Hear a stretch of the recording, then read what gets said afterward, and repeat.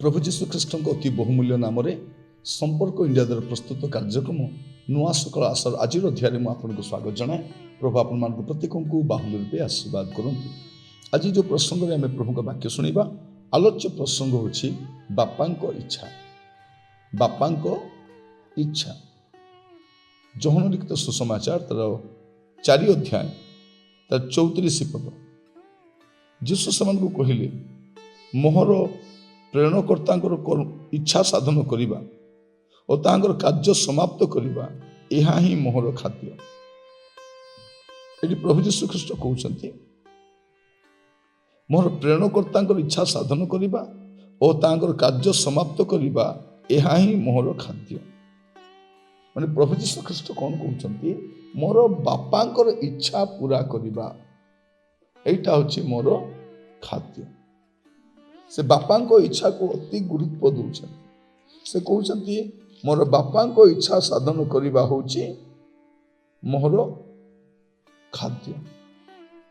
माने प्रभु जीशु ख्रीष्ट ताको पितांकर इच्छा को केते गुरुत्व दौरान।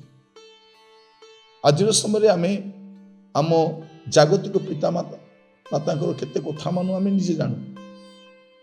प्रभु जीशु ख्रीष्ट आमान को जनांती पितांकर इच्छा तांको जीवन केते गुरुत्वपूर्ण अटे। पिता को इच्छा को से गुरुत्व दौरान जे से विषय को से प्राधान्य भी दौरान आ कहते पितांकर इच्छा साधन करवा ही मोर खाद्य। प्रिय भाई बहनी माने पिता को इच्छा एथि जरूरी कारण प्रभु जीशु ख्रीष्ट जगतर आगमन कर उद्देश्य ही पितांकर इच्छा थी। पितांकर इच्छा थिला से जगत को आसीबे आउ से जो कार्य तांको पाई रखा जायछि ता समाप्त करिके से जीवे। आपण एवरी पुस्तक देखिबे जहां एवरी तार 10 पर्व लिखा जाउछि तार 7 पदरे सेतले मु कहिली देखो शास्त्र मो विषय लिखा अछि हे ईश्वर तुम्हर इच्छा साधन करबाकू मु आसी अछि। माने पितांकर इच्छा साधन करबाकू से आसीथिले केवल पितांकर इच्छा। मुझे पचारिबा चाहे आपण स्वर्गस्थ पितांकर इच्छा को केते अग्राधिकार दियंती। आपण मो पाई प्रभु जो कार्य रखिछंती ता समाप्त करिया पे आमे तत्पर अटुकी। मोर प्रिय भाई बहन माने गुडी कार्य करि थाउछु किंतु पितांकर इच्छा को गुरुत्व दउछु। प्रभु जीशु ख्रीष्ट अनेक थर से कहउछंती जे मु पितांकर इच्छा साधन करबा आसीछि मु पितांको इच्छा। तो आज प्रसंग होछि बापांको इच्छा। कहीं कौची आम आम स्वर्गस्थ बापा को इच्छा को साधन करिवार अछि तांको इच्छा को जदि आम पूरा करिबा नै तांको इच्छा अनुसार जदि जीवन काटिबा नै आम स्वर्ग जीवा असंभव अटे। आपण मु स्वर्ग को जाई परिबा नै कारण तांकर कथा को अमान्य करी तांको कथा को उपेक्षा करी आपण स्वर्ग राज्य को जाई परिबा। कौन लिखा जाछि माथी लिखित सुसमाचार तार 7 अध्याय प्रभु जीशु स्पष्ट भाव कहते मते प्रभु प्रभु बोली डाकती एपरि प्रत्येक स्वर्ग राज्य प्रवेश करिवे नाही।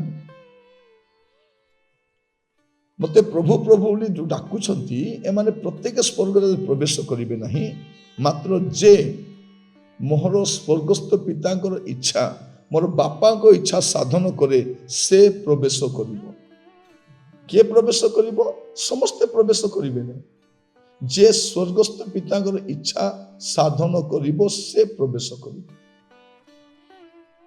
मोर प्रिय भाई भणी माने ମୁଁ ଆପଣମାନଙ୍କୁ କହିବା ପାଇଁ ଚାହେଁ ଯେ ବାପାଙ୍କ ଇଚ୍ଛା କେତେ ମହତ୍ୱପୂର୍ଣ୍ଣ, କେତେ ଗୁରୁତ୍ୱପୂର୍ଣ୍ଣ। ଆମେ ଅନ୍ୟ ବିଷୟକୁ ଏତେ ଗୁରୁତ୍ୱ ଦେଉଛୁ ସତ କଥା, କିନ୍ତୁ ପିତାଙ୍କର ଇଚ୍ଛାକୁ ଆଜି ଟିକେ ଆମେ ବସି ବିବେଚନା କରିବା। ବାସ୍ତବରେ ମୋ ବାପାଙ୍କ ଇଚ୍ଛାକୁ ଅଗ୍ରାଧିକାର ଦିଏ କି? ମୁଁ ବାପାଙ୍କ ଇଚ୍ଛା ଅନୁସାରେ କାର୍ଯ୍ୟ କରେ କି? ବାପାଙ୍କ ଇଚ୍ଛାକୁ ମୁଁ ମାନ୍ୟ କରେ କି? ପ୍ରଭୁ ଯୀଶୁ ଖ୍ରୀଷ୍ଟଙ୍କର ଜଗତର ରହଣୀ କାଳ ମଧ୍ୟରେ ସେ କେବଳ ପିତାଙ୍କ ଇଚ୍ଛାକୁ ହିଁ ଗୁରୁତ୍ୱ ଦେଇଥିଲେ। ଏ ପ୍ରକାର କୌଣସି କାର୍ଯ୍ୟ ସେ କରିବାକୁ ଇଚ୍ଛା କରୁନଥିଲେ ଯାହା ପିତା ଇଚ୍ଛା କରନ୍ତି। ପ୍ରାର୍ଥନା କରିବା ସମୟରେ କହୁଛନ୍ତି, ପିତା ତୁମର ଇଚ୍ଛା ହେଲେ, ପ୍ରଭୁ ତୁମର ଇଚ୍ଛା, ପିତା ତୁମର ଇଚ୍ଛା ସଫଳ। ଆଜି ଆମେ ଏ ପ୍ରକାର ଏକ ଜୀବନ କାଟିବାକୁ ଚେଷ୍ଟା କରିବା ଯୋଉଠି ଆମେ ପିତାଙ୍କର ଇଚ୍ଛାକୁ ଆମେ ପୁରା କରିପାରିବା।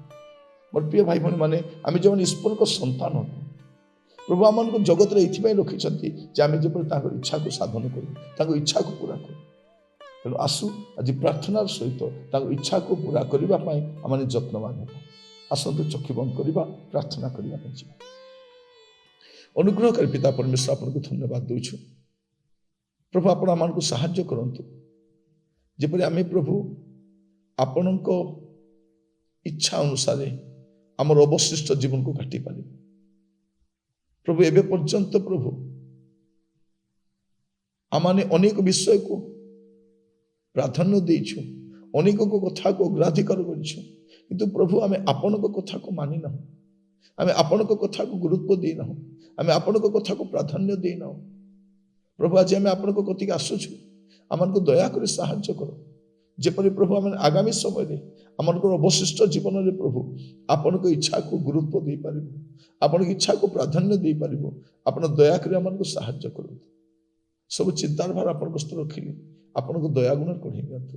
ଆଦର ମହିମା ଗୌରବ ଆପଣଙ୍କୁ ଦେଇ ପ୍ରାର୍ଥନା ମୋର ପ୍ରାଣର ପ୍ରିୟ ଯୀଶୁଙ୍କ ନାମରେ ମାଗିଲି ରାଜା, ଆମିନ୍। ପ୍ରଭୁ ଆପଣମାନଙ୍କୁ ପ୍ରତ୍ୟେକକୁ ବାହୁଲ୍ୟରେ ଆଶୀର୍ବାଦ କରନ୍ତୁ। ପ୍ରଭୁ ଅନୁଗ୍ରହ କଲେ ଆସନ୍ତାକାଲି ନୂଆ ଅଧ୍ୟାୟରେ ଜଡ଼ିତ ହେବା। ବିଦାୟ ଦିଅନ୍ତୁ। ନମସ୍କାର।